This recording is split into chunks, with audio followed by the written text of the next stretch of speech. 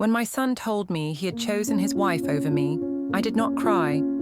I remember that moment clearly, the still air in the room, the way the evening light fell on his face, and the strange quietness that spread through my heart. I stood there, trying to breathe normally, pretending I had heard something ordinary. But inside, something soft broke, something I had spent my entire life building. I smiled at him instead of crying. It was not the smile of a strong woman. It was the smile of a mother who knew she was losing her place in her son's world. It was the only thing I could do, because if I had cried, he would have felt guilty. And I never wanted to make my son feel guilty for loving someone else. When he left the room that evening, I sat on the edge of my bed for a long time. I could still hear the sound of his footsteps fading down the hall. Every echo felt like a chapter closing. The silence that followed was thick, the kind that presses against your chest until you have to remind yourself to breathe. That night, I could not sleep. I lay awake, staring at the ceiling fan turning slowly above me, listening to its faint hum. Memories began to drift in, soft, gentle, painful. The day he was born, the first time he called me Auntie, the tiny fingers that once wrapped around mine, the little feet that used to run through this same house, filling every corner with laughter. It felt strange how time could turn something so loud into something so quiet. My son's name is Ayan. He was my only child, my greatest gift, and my entire world. When I held him for the first time, I remember whispering a prayer into his tiny ear. I prayed that he would grow up kind, that his life would be full of love, and that I would never become a burden to him. At that time, I never imagined that love could also hurt. That one day, the same child whose smile once healed me could also break me without even meaning to. Back then, our life was simple. We lived in a small 2-room house in a quiet neighborhood. The paint on the walls had faded, but there was always warmth inside. My husband, Imran, worked hard at a local office, and I stayed home to take care of Ayan. We did not have much, but our days were peaceful. Every morning, I would make breakfast while my husband read the newspaper, and Ayan sat on the kitchen counter, swinging his little legs, waiting for his toast. I can still see the butter stains on his fingers, the crumbs on the table, and the way his eyes sparkled when I told him stories about angels and kindness.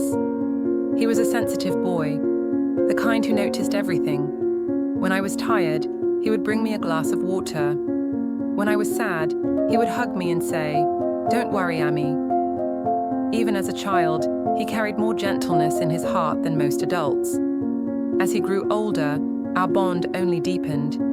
We shared small rituals, evening tea on the veranda, long talks after dinner, late-night laughter over silly things. Sometimes, we would stay up until midnight, watching the rain through the window. I used to tell him stories about his father and how we built our life together from nothing. Imran passed away when Ayan was 15. It was sudden, a heart attack that came like a storm and left us both standing in the wreckage. For days, I could not speak. I remember Ayan sitting beside me, silent but steady, holding my hand as if to say, "I'm here." From that day on, he became both son and companion. I poured all my love into him. He became the reason I woke up each morning. I worked part-time sewing clothes to manage our expenses while he studied hard. Every report card he brought home felt like a personal victory. He would grin and say, "Look, Auntie, I did it for you." When he got his first job, he came home with his first salary and placed the envelope in my hands. He said it was mine for all the years I had sacrificed.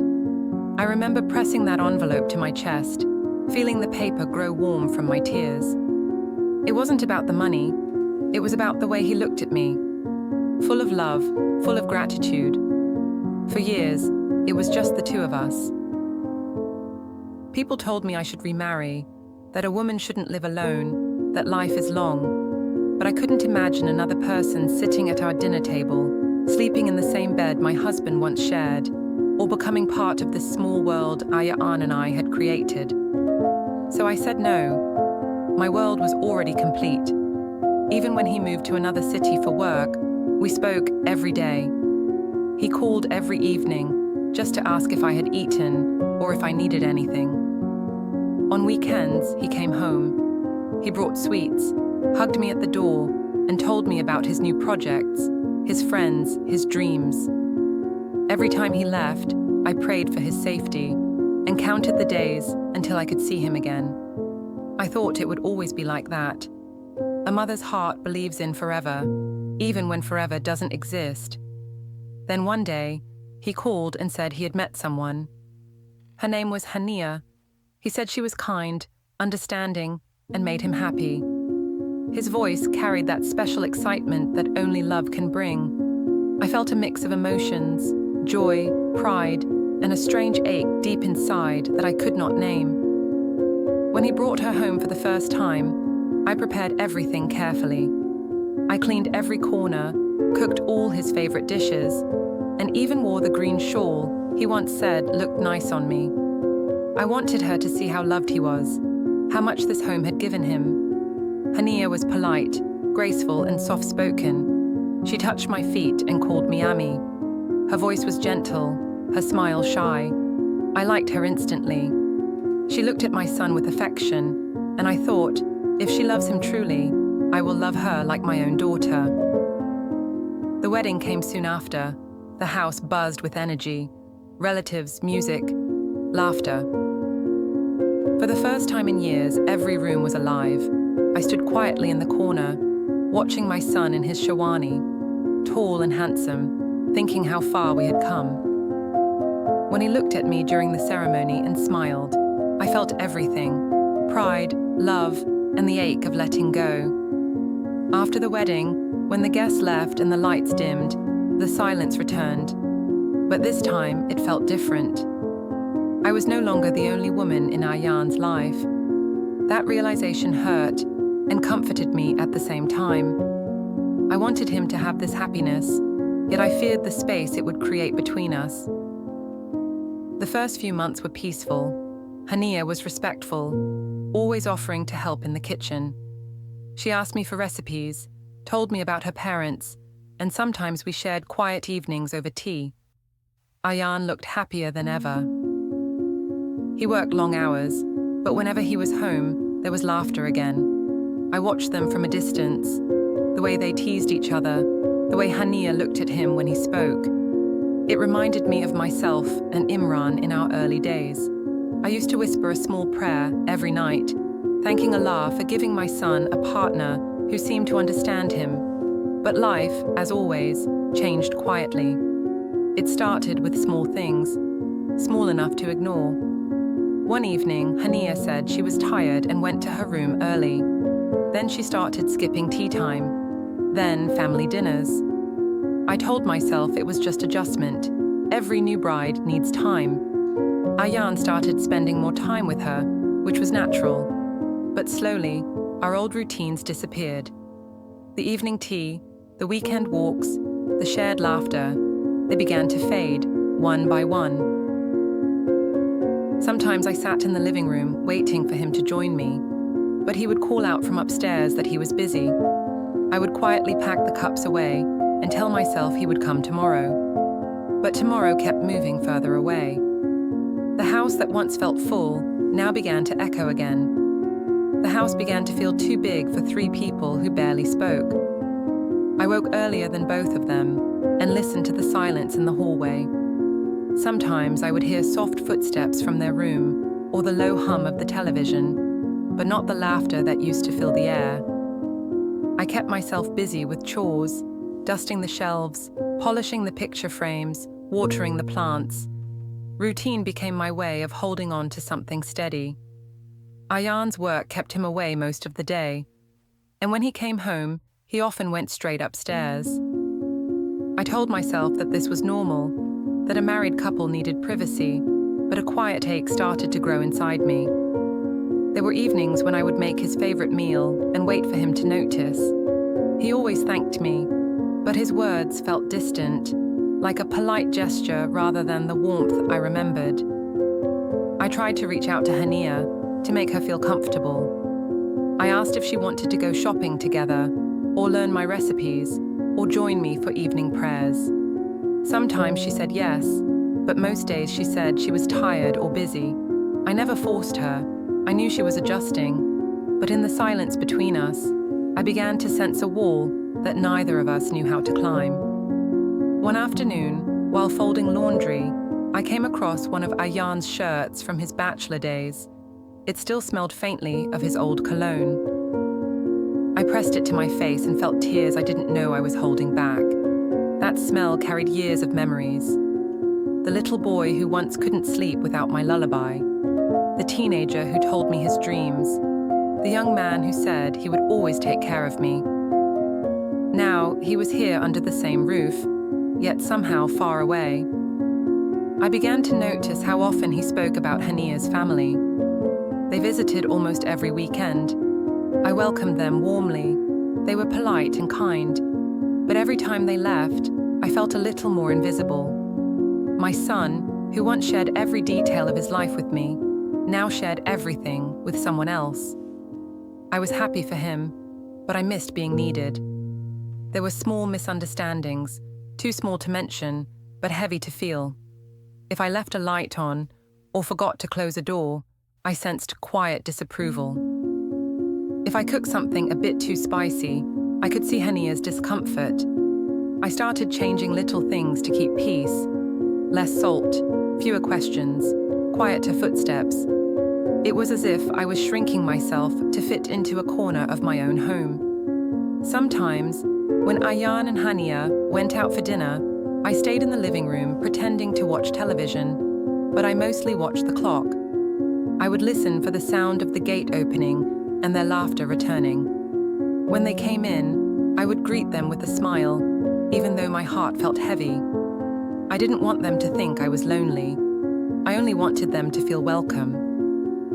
I remember one particular evening. It had been raining all day and the air smelled of wet earth. I brewed 2 cups of tea and placed them on the table. I waited for Ayan to come downstairs as he used to, but he didn't. I took both cups to the kitchen sink and poured the cold tea away. The sound of the liquid hitting the steel sink was the only sound in the room. I realized then that the quietness of love can sometimes be louder than anger.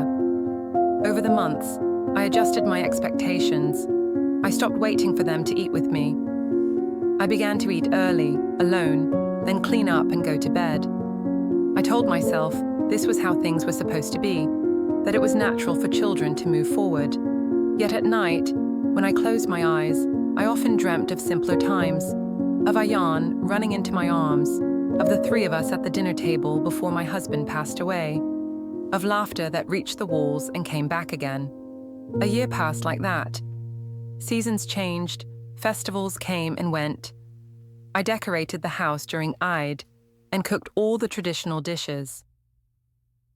Relatives visited, praising Hania's elegance and Ayan's success. They said I was lucky. I smiled and agreed, though I knew luck feels different when it's lonely. Gradually, even the smallest gestures between Ayan and me began to fade. He stopped asking me about my health, about the old neighbors, about my day. When he spoke, it was often hurried. His world had grown larger, and I had become a quiet part of its background.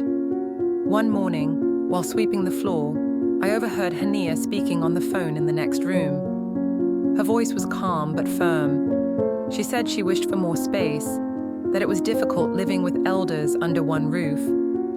I froze.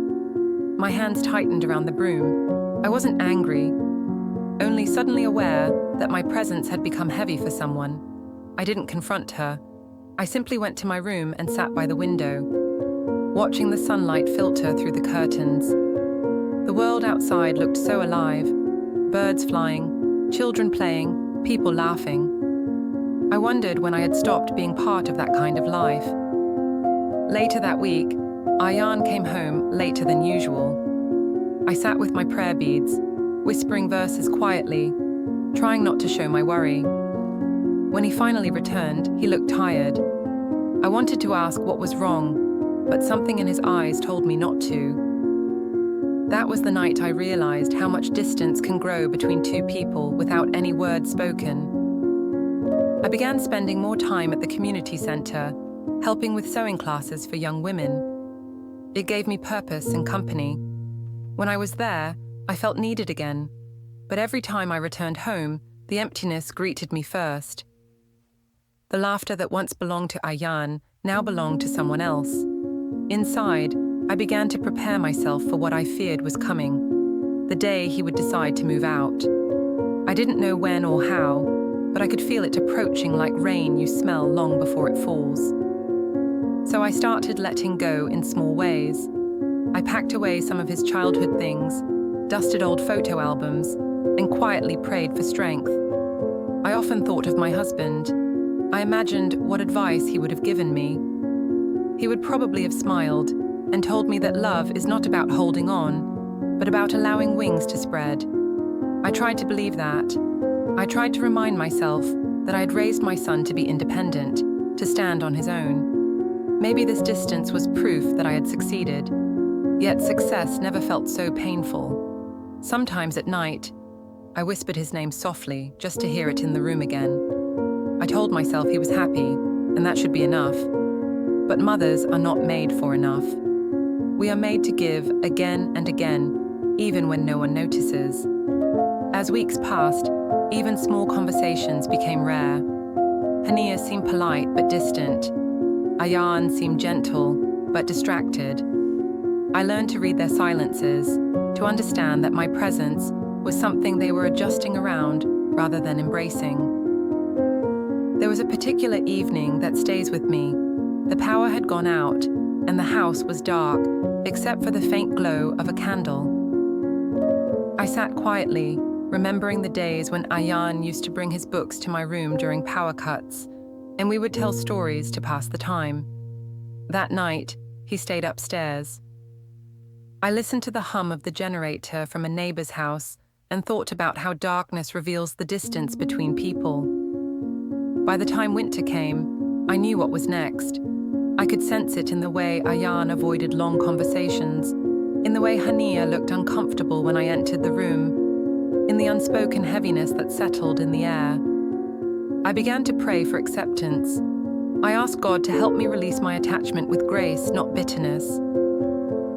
The day finally arrived when Ayan told me they wanted to move out. The moment I had dreaded was suddenly real.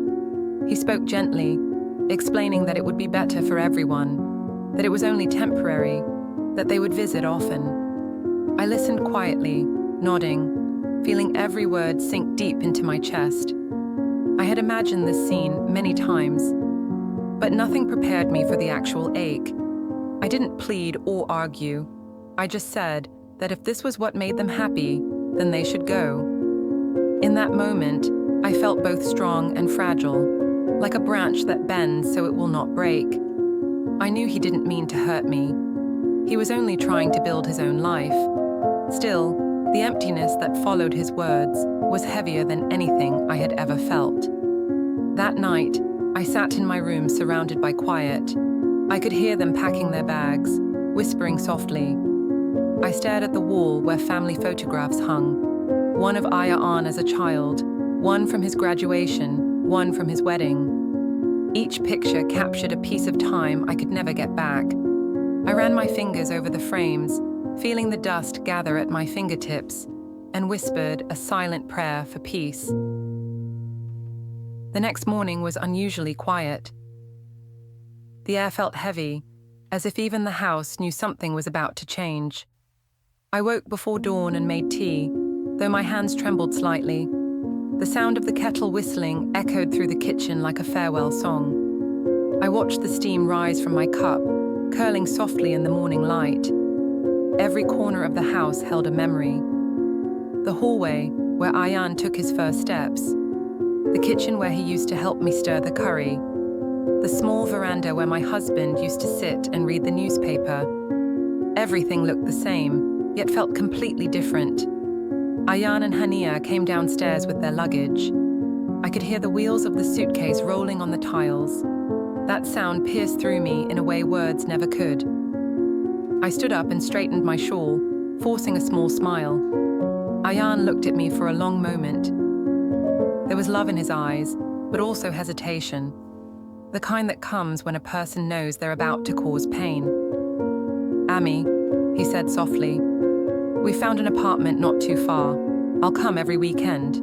You won't feel alone." I nodded and said, "I know, Beta. I want you to be happy. That's all I've ever wanted."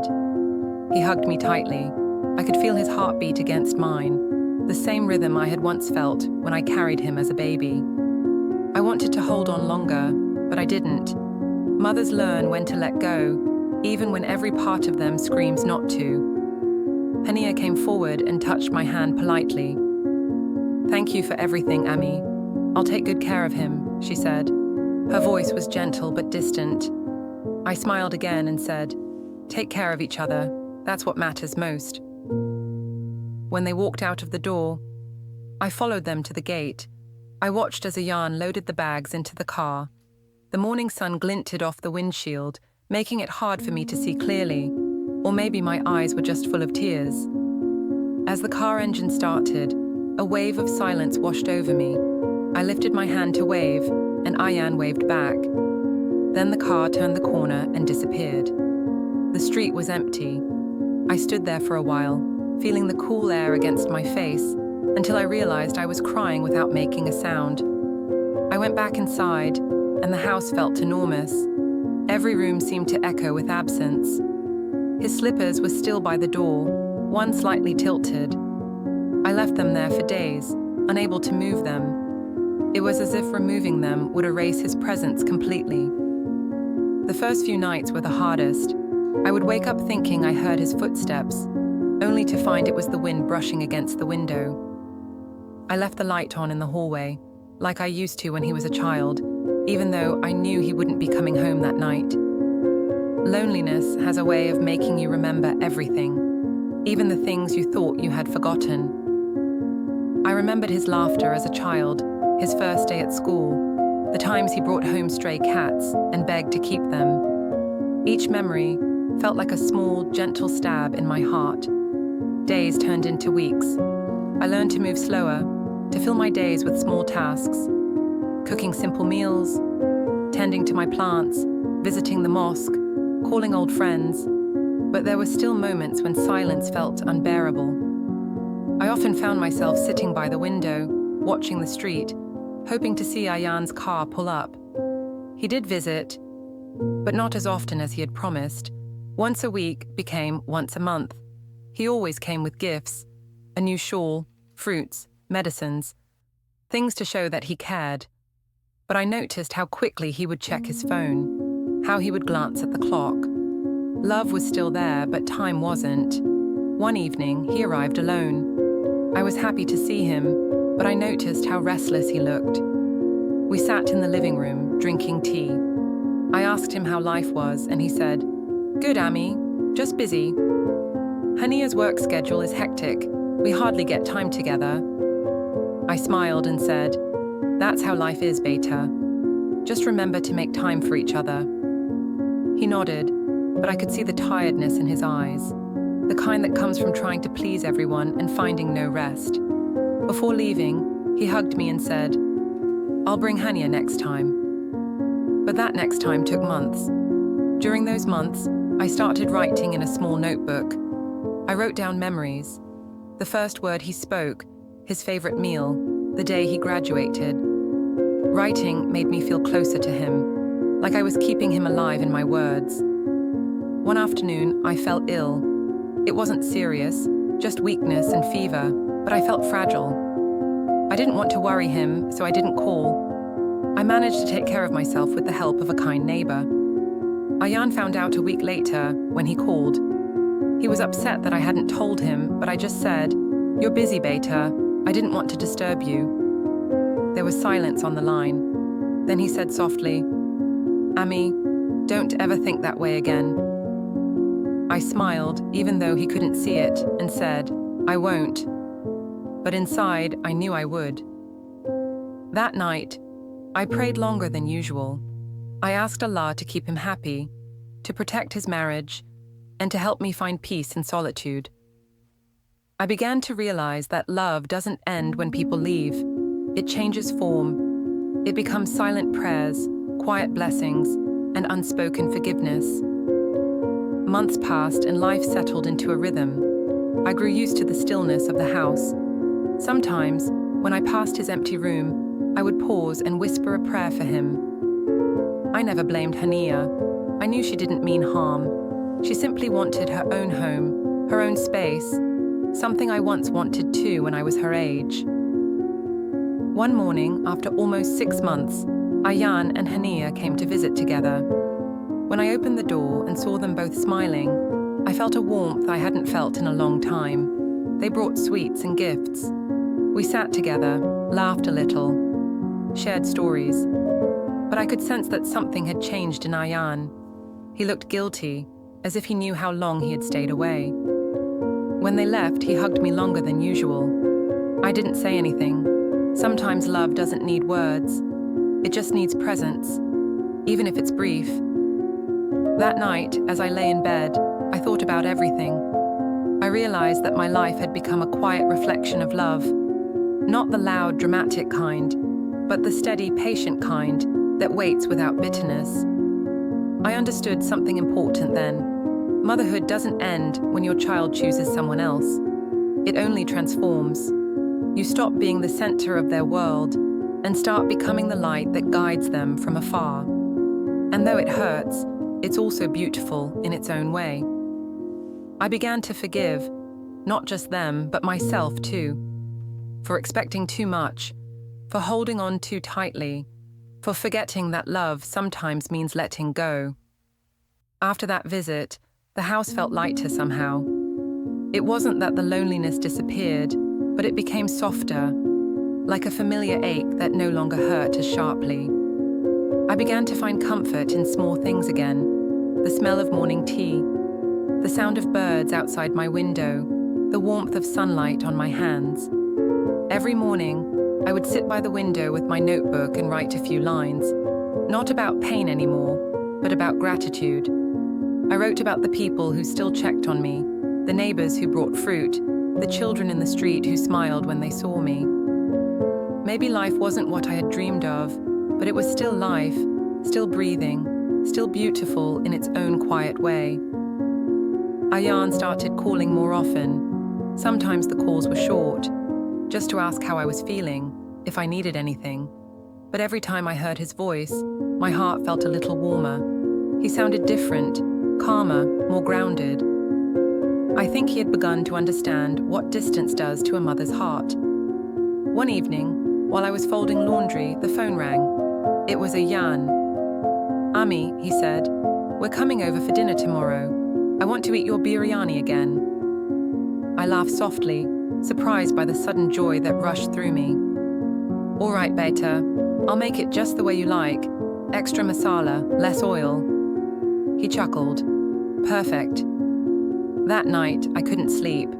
I kept thinking about how simple those words were, yet how much they meant. It wasn't the biryani. It was the invitation to love again, to belong again. I realized then that even broken bonds can be repaired, not by grand gestures, but by small, consistent acts of care. The next day, I cooked all morning, the kitchen filled with the smell of spices and memories. I placed 3 plates on the table, 1 for each of us.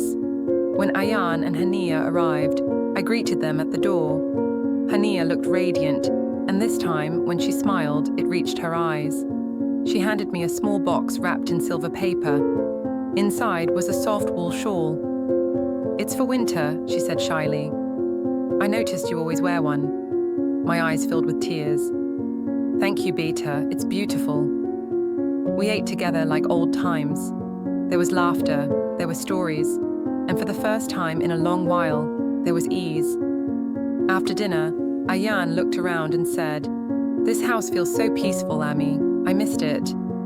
I smiled and said, "Homes don't change, Beta. People do. But they can always come back." That night, after they left, I felt something close to peace. It wasn't complete. Wounds don't vanish overnight. but it was enough to let me breathe freely again. In the following months, our relationship found its rhythm. They didn't visit every week, but whenever they did, it felt genuine. They would call before coming, bring small things I needed, sit with me for tea. Sometimes we said very little, but silence itself had become comfortable again. One afternoon, Ayan came alone, holding a letter. He looked nervous. "Ami," he said, "Hania's pregnant." For a moment, my breath caught. Then I smiled, wide and bright. "Alhamdulillah," I said softly. "You're going to be a father." He looked at me, eyes shining. "And you'll be a grandmother." That word, grandmother, felt like a gift. It was a reminder that life continues, that love expands in ways we don't expect. All the years of pain suddenly felt like steps leading to this moment.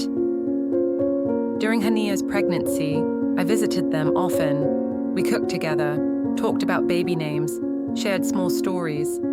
I saw a new side of her, gentle, patient, caring.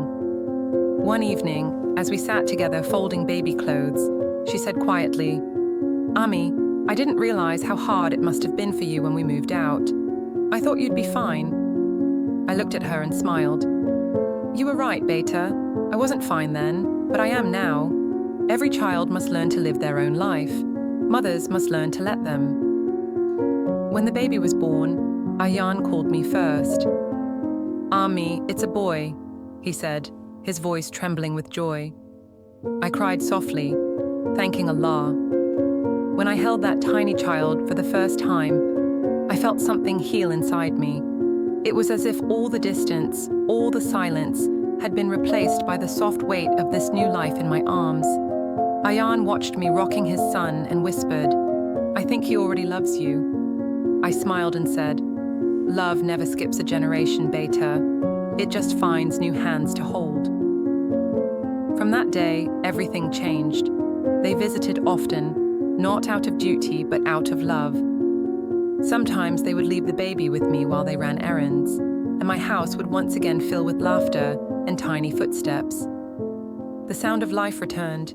I would cook, sing softly, and tell stories while he napped beside me.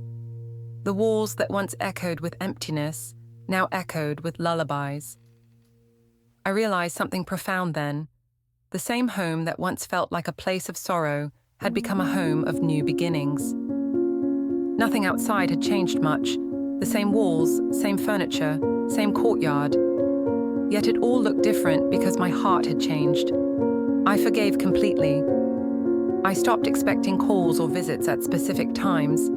Instead, I began to appreciate every moment I did get. Every smile, every meal shared, every "Ami, how are you?" that came from a place of sincerity. I also began to live for myself again. I joined a small reading group at the community center, started gardening more seriously, and even began teaching children from the neighborhood how to read Urdu. Each day felt fuller, more purposeful, and whenever Ayan visited, he would watch me with admiration and say, "Ami, you're stronger than anyone I know." I would laugh and reply, "Strength comes from love, Beta, even when love hurts." Over time, Hania and I grew close too. We would share recipes, talk about small things, and she would often say, "I don't know how you stay so calm, Ami." I'd tell her, "Because life teaches you that nothing stays forever, not pain, not joy. Everything moves, and so must we." One evening, as the sun was setting, I sat on the veranda holding my grandson. The sky was painted with gold and pink, and I could hear the faint laughter of children playing outside. Ayan came out and sat beside me quietly. For a long while, we didn't speak. Then he said softly, "Ami, I'm sorry for the times I made you feel alone." I turned to him and smiled. "You didn't make me feel alone, Beta. Life did. And life also healed me. You did what every son does. You built your own world. I'm proud of you." He took my hand, kissed it gently, and said, "You're the reason I could." In that moment, I felt complete. All the unspoken years melted away, leaving behind only love, calm, steady, unconditional. Years have passed since that day when Ayan chose his wife over me. When I look back now, it doesn't hurt anymore. It feels like watching an old movie, familiar, emotional, but distant enough that you can smile through the tears. My hair has turned white, my hands tremble a little when I pour tea, but my heart has never been more at peace. The house that once felt too big now feels just right. Every corner holds a story, but none of them are painful anymore. They've become gentle reminders of a life fully lived, with love, with mistakes, with forgiveness. Ayan visits often now. Hania always comes with him, and so does their little boy, my grandson, Ali. The moment he runs into my arms and calls me Daddy, the world suddenly feels young again. He fills my quiet house with laughter, tiny footsteps, and endless questions. He'll ask, "Daddy, was my papa naughty when he was small?" And I laugh softly. "Oh yes, very naughty, but he had the sweetest heart." Ayan always smiles when he hears that. Sometimes I catch him watching me and Ali play, and there's a softness in his eyes, a mixture of love and something else. Maybe understanding. He finally sees the kind of love that never fades, the kind he'll one day give when Ali grows up and makes choices of his own. One afternoon, when the house was quiet again after they left, I sat with my cup of tea and thought about the journey that brought me here. I realized that motherhood isn't about control or sacrifice alone. It's about faith. Faith that the love you gave will one day come back to you, even if it takes time, even if it returns in different shapes. I also understood that forgiveness is not something we give others to free them. It's something we give ourselves to live peacefully. Holding on to pain only keeps us trapped in the past, while forgiveness lets the heart breathe again. And once the heart breathes freely, love flows naturally once more. There were times I used to wonder, did I do something wrong as a mother? But now I know every mother gives in her own way. Some give by holding on, others by letting go. Both are acts of love. When I see Ayan now, I see not just my son, but a man shaped by the love and lessons of life. I see how he speaks to his wife with kindness, how he holds his child with care. And in that, I see traces of my husband and myself, echoes of the home we built long ago. Sometimes, when I pray at night, I thank Allah for everything, the joy, the pain, the waiting, the healing. Each season had its purpose. If Ayan had never chosen to leave, maybe he would have never learned to return with true love. If I had never been alone, maybe I would have never found my own peace. Now, when the evening light falls softly through the curtains, I sit with my notebook and write again. Not letters of sorrow, but little reflections of gratitude. Lines like, "Love that hurts can still heal." Distance doesn't erase affection, it tests it. Sometimes, silence speaks louder than words. And my favorite one, a mother's love doesn't end when her son walks away. It simply follows him, quietly, until he finds his way home. I don't know how many more years I have left, but I know this. I have lived long enough to see pain turn into peace, and distance turn into closeness again. That, to me, is enough. So, when people ask me, "How did you forgive so easily?" I smile and say, "Because I never stopped loving." Love was never the problem. Expectations were. Once I learned that, everything else became easier. If there's one thing I would tell every mother listening, it's this. Don't hold your children too tightly. Let them live. Let them make mistakes. Let them grow. Your love is already planted in them. It will guide them back to you one day. And to every child I would say, don't wait too long to visit your mother.